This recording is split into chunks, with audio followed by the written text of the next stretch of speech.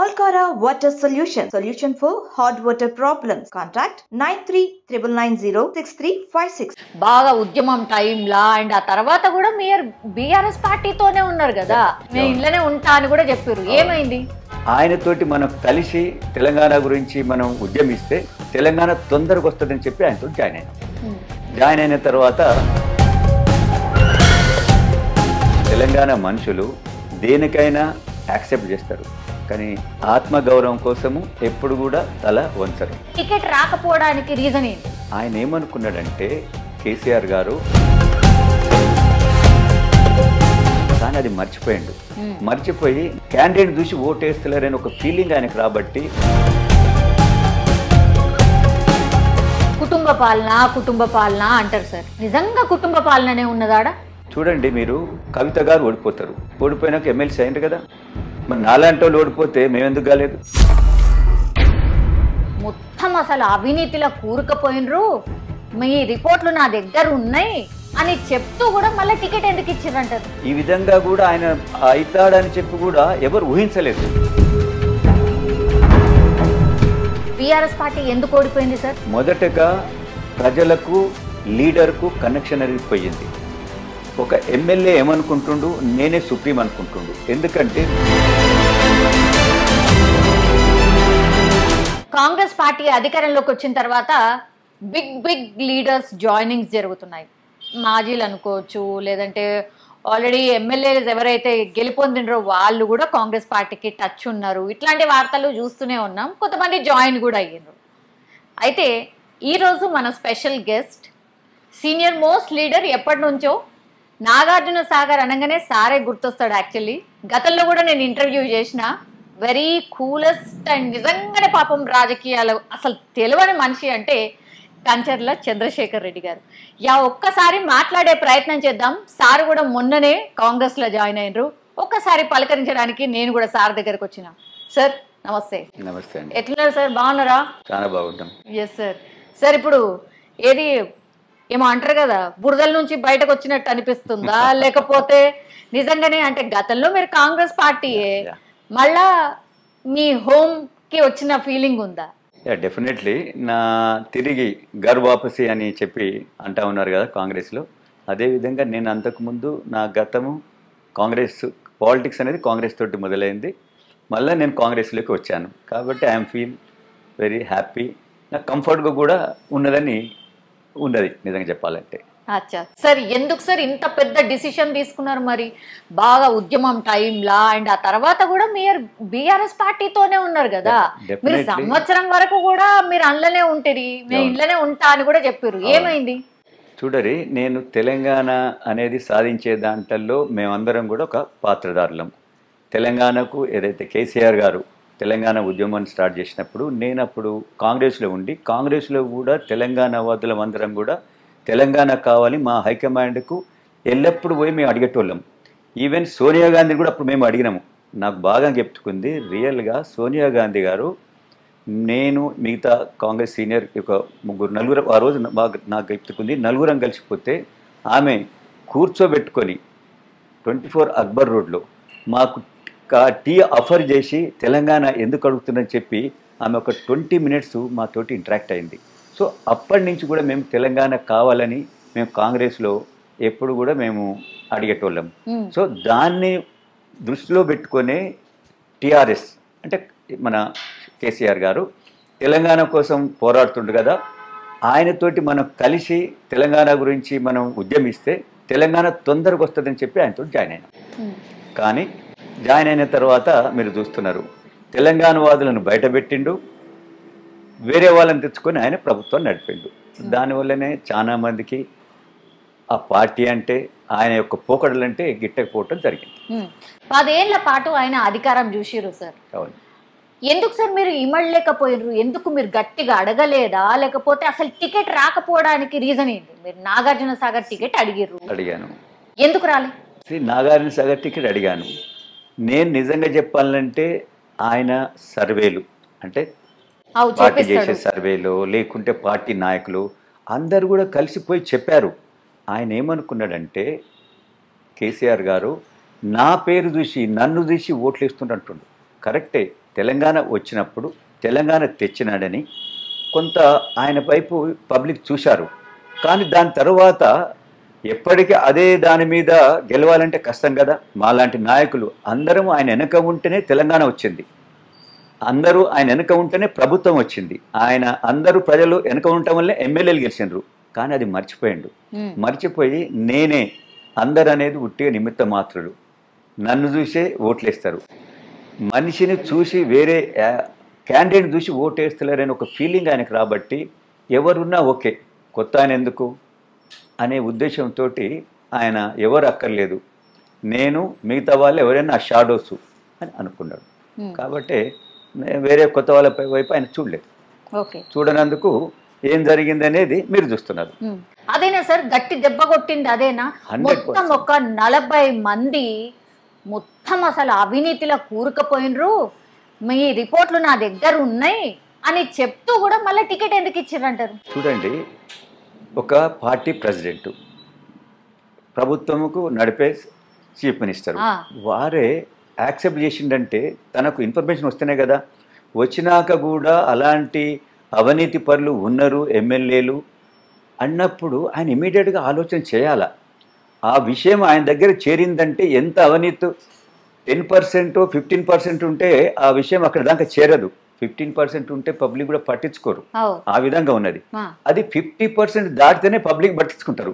So 50% దాటినప్పుడే ప్రభుత్వం యొక్క అఫీషియల్స్కైనా అధినేతకైనా చేరుతుంది ఆ విషయం.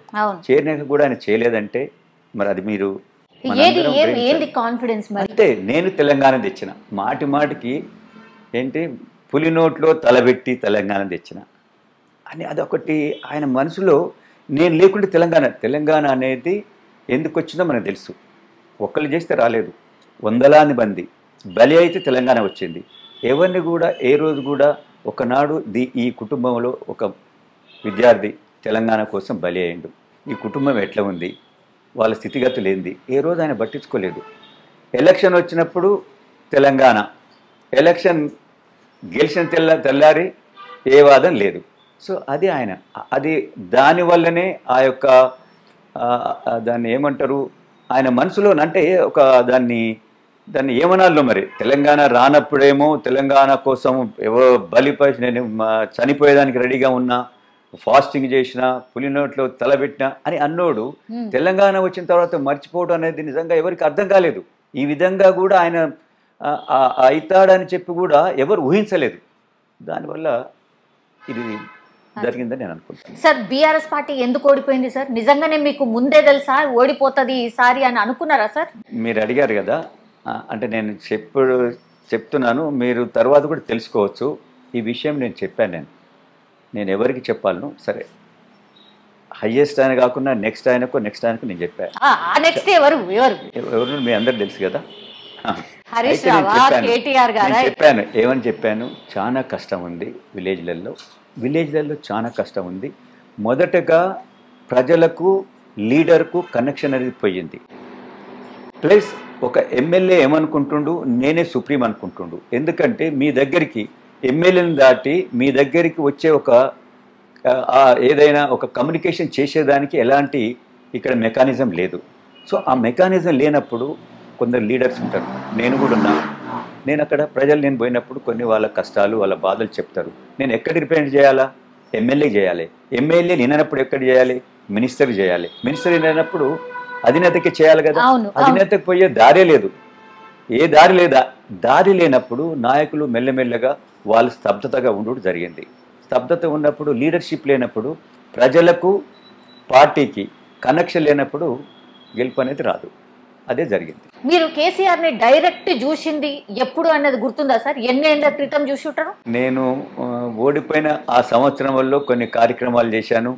అప్పుడే ఆయనను అపాయింట్మెంట్ అడిగితే ఇచ్చేటోడు. దాని తర్వాత నిజంగా నేను ఎన్నోసార్లు అపాయింట్మెంట్ అడిగా, ఏ రోజు కూడా ఆయన అపాయింట్మెంట్ ఇవ్వలేదు. అపాయింట్మెంట్ ఎవరిని అడగాలని కూడా తెలియదు. జనరల్గా ఒక సీఎంకు ఒక ఆఫీస్ ఉంటుంది, సిఎంఓ ఆఫీసు.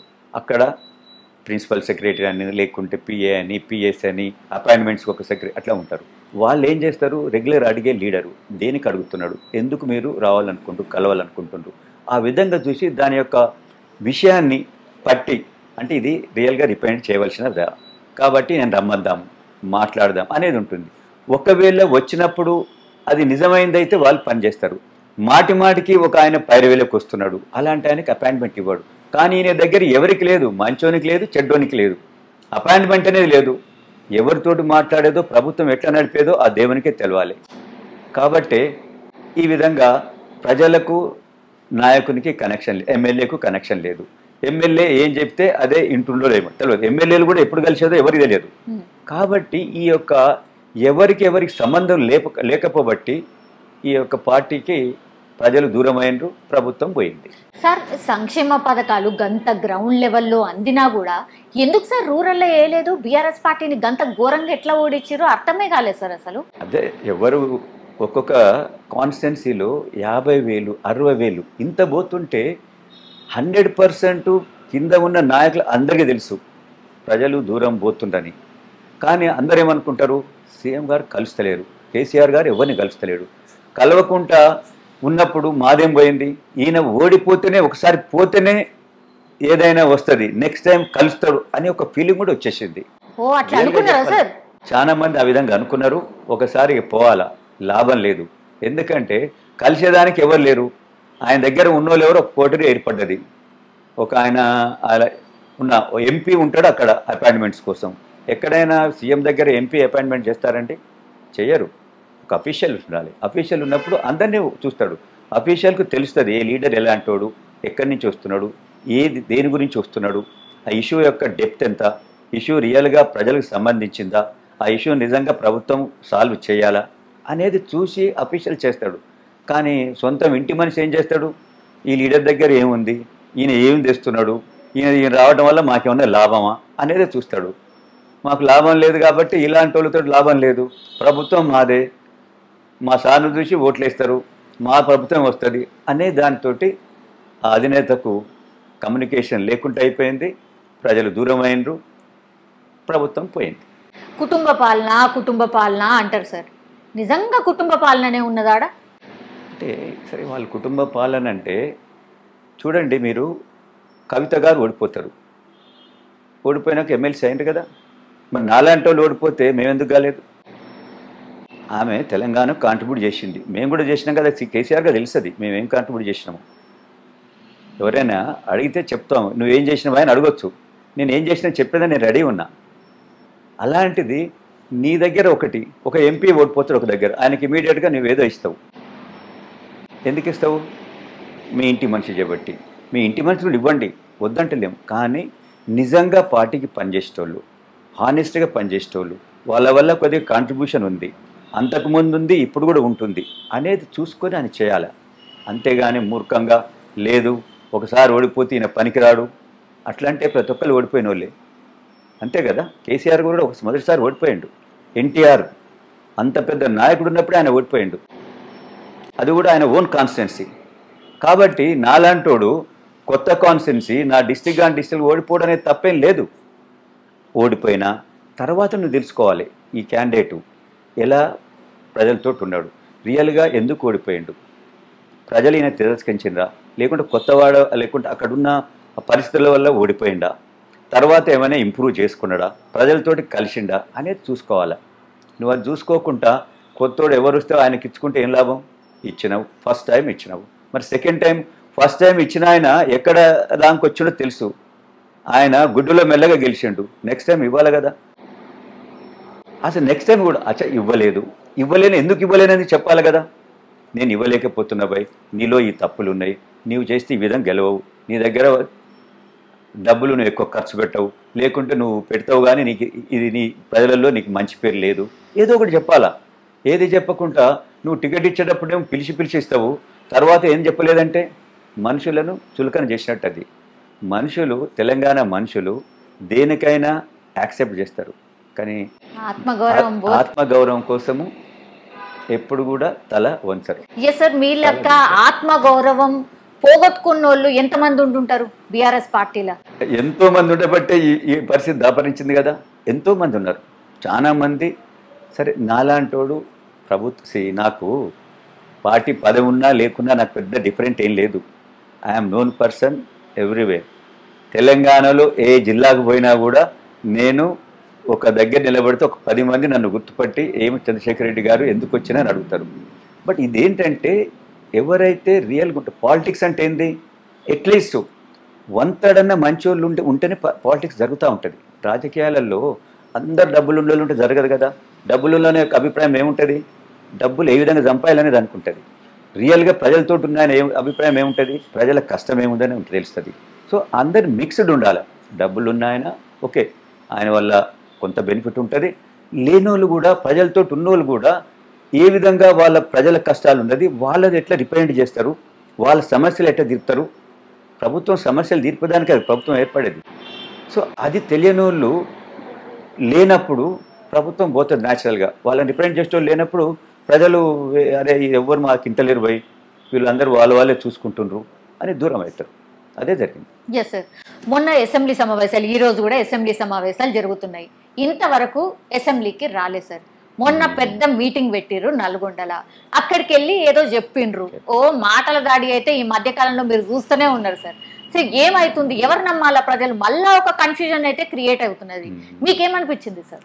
అదే సి యాజ్ ఏ ఇండివిజువల్, నేను పాలిటిక్స్లో లేను, నేను ఒక ఇండివిజువల్గా అంటే 100% అసెంబ్లీకి ఎన్నికైండు, ప్రజలు ఎన్నుకున్నారు. ఎన్నికైనాక ఏమైండు, లీడర్ ఆఫ్ ది పార్టీ అయిండు. సో ఎంటైర్ ఆ పార్టీకి తను రిప్రజెంట్ చేయాలా. అసెంబ్లీ జరుగుతుంది ప్రజలకు కావాల్సిన దాని గురించి.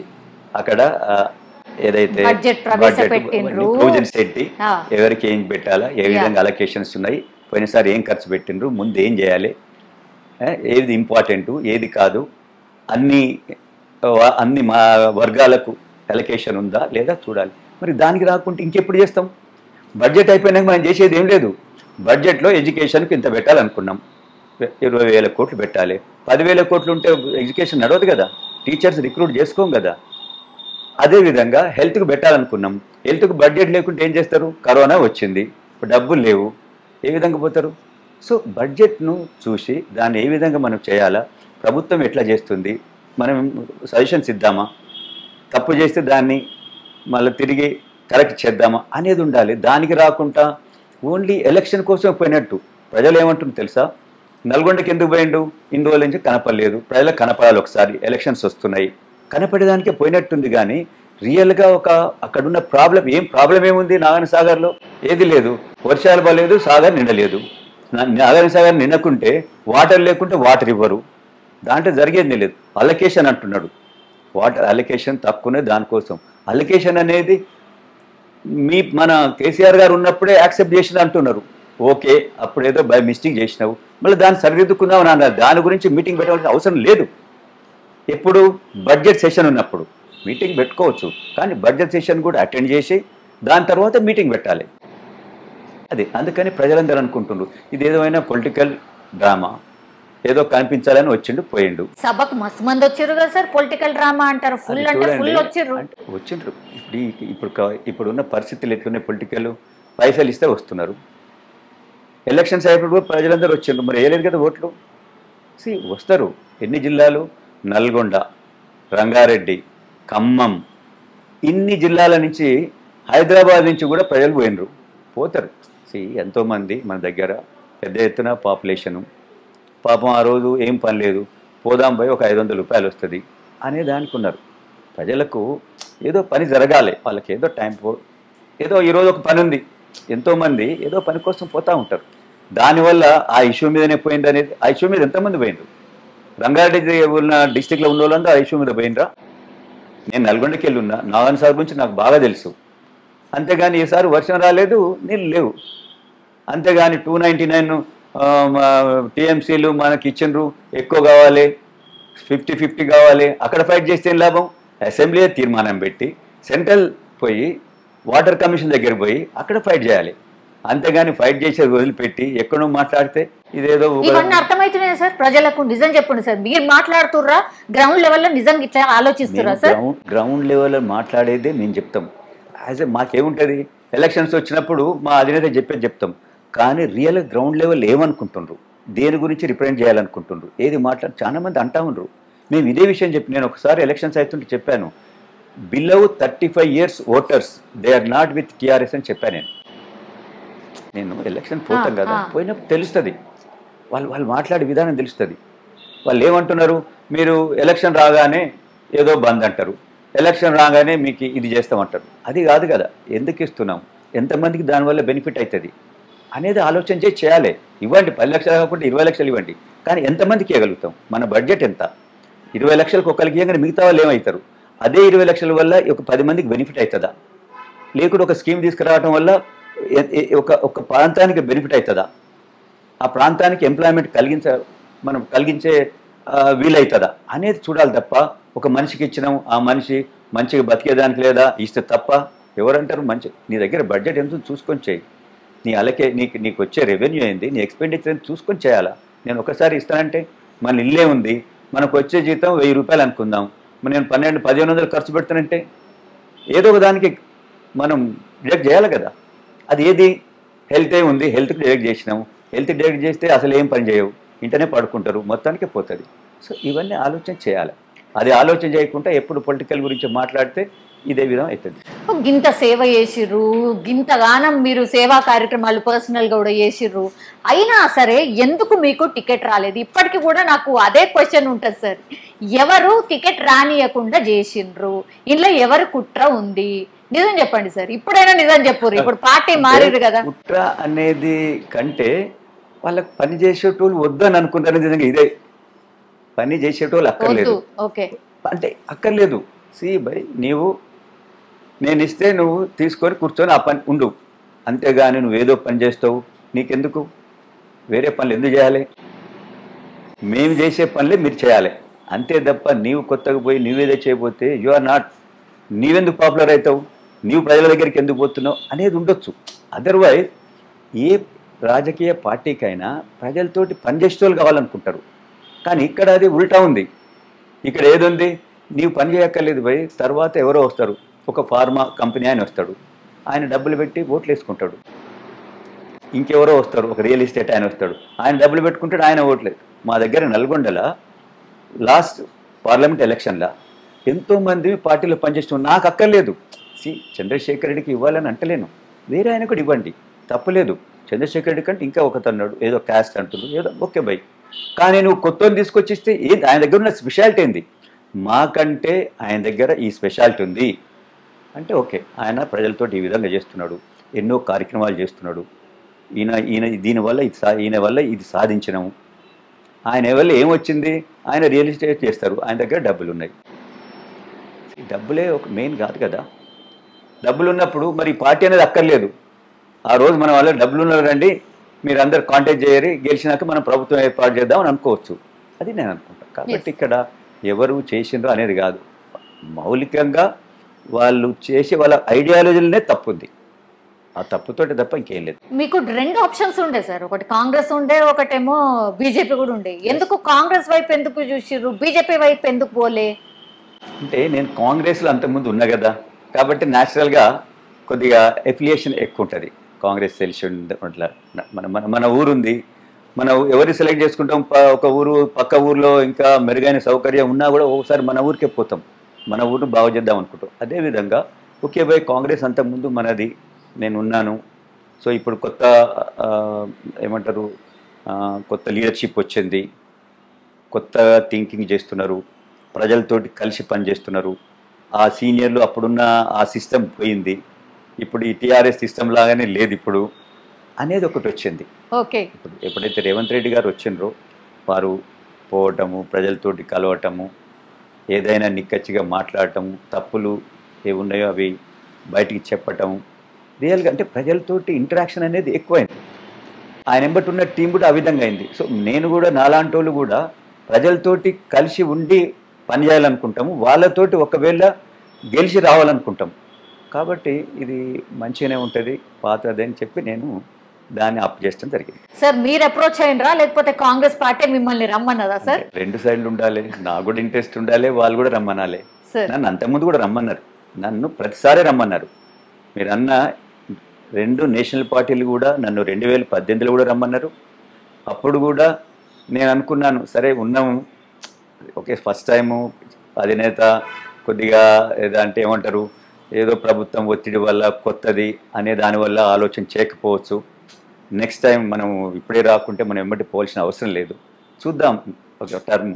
వాళ్ళు కూడా అదే అన్నారు, దాంట్లో ఉన్న కేటీఆర్ గారు అన్నారు, లేదు చంద్రశేఖర్ రెడ్డి డెఫినెట్ వచ్చిన వాళ్ళకు ఇస్తామని చెప్పి మేము మాట ఇచ్చినాం కాబట్టి మన అధినేత ఆ విధంగా ఇచ్చిండు. But you deserve for everything, మీ తర్వాత చూస్తా అన్నాడు. ఆయన కూడా మరి చెప్పిండా, డిస్కస్ చేసిండా ప్రెసిడెంట్ తోటి, చేయలేదు నాకు తెలియదు. ఓకే అని అనుకున్నా, ఆల్ రైట్ పర్లేదు, మనం వెయిట్ చేద్దాం మన టర్మ్ వచ్చిందాక. కానీ టర్మ్ కాదు సరే, రాని దాన్ని కూడా మేమేం బాధపడలేదు. నాకు పెద్దగా కాకుంటే, నేను ఎమ్మెల్యే కాకుంటే నాకేదో లేదు అని ఏం లేదు, కిరీటం పోయింది కింద, నాకు పెద్ద కిరీటం వస్తుందని ఏం లేదు. కానీ కొద్దిగానైనా ఎందుకు ఇవ్వలేదు, అరే నీకు ఇవ్వలేదు, నీకు ఇస్తాము, ఈ విధంగా ఇవ్వలేకపోయినాము, ఒక డిస్కషన్ అనేది ఉండాలి. కానీ నువ్వు ఎవరిని కలవాలంటే, ఎవరిని కలవకుంటే ఎందుకు ఉండాలి ఈ పార్టీలో? కలవకుంటే ఉండి ఈ పార్టీతోటి ఏదో బెనిఫిట్ అయ్యి ఏదో పైరవీలు చేసేది అలాంటి వాళ్ళు ఉంటారు. కానీ మాకు అలాంటిది అక్కర్లేదు. We'll stand on our own. Yes sir, ఇప్పుడు పాయింట్ మీదకి వచ్చారు. What is your goal sir? ఇప్పుడు గోల్ పెట్టుకొని వచ్చిరా ఈ పార్టీలోకి? గోల్ అంటే గోల్ డెఫినెట్, ప్రతిరోజు ప్రతి దానికి గోల్ ఉంటుంది. ఏ మనిషి అయినా ప్రతిరోజు లేవగానే ఒక గోల్ ఉండాలి. ఈరోజు నేను ఈ పని చేస్తా, రేపు ఈ పని చేస్తా, నెక్స్ట్ మంత్ ఈ పని చేస్తా, గోల్ ఉంటుంది. నెక్స్ట్ 5 years గోల్ చెప్పండి సార్. ఫస్ట్ ఇయర్ గోల్ ఇప్పుడు మా పాత పార్టీ అనేది కదా బంగారు తెలంగాణ అని, ఎట్లా ఉంటుందో చూడాలి. బంగారు తెలంగాణ చేసేదానికి ప్రయత్నం చేయాలి. ఇప్పటివరకు ఏం బంగారు తెలంగాణ ఏం కాలే.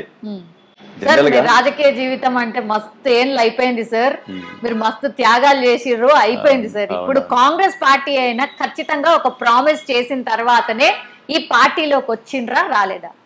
ఎక్కడ చూడొచ్చు ప్రామిస్? డెఫినెట్ కాంగ్రెస్ అనేది 100% చేసేదానికి ట్రై చేస్తుంది. బట్ చూడాలి ఎంత పర్సెంటేజ్ 100% చేస్తుంది. ఓకే ఓకే, మీరు అనుకున్న గోల్ రీచ్ అయితా అనే ఈ పార్టీలోకి వచ్చిరా సార్? ఇది ఒకటి చెప్పండి. రీచ్ అవుతాం. ఎస్, మీరు అనుకున్న కోరిక అండ్ గోల్ అది రీచ్ అవుతారు, అంతేనా సార్? వెరీ సూన్ మాకు చెప్పబోతున్నారా అది కూడా? డెఫినెట్ చెప్తాం. Yes sir, thank you sir, thank you so much and all the best sir. Thank you very much.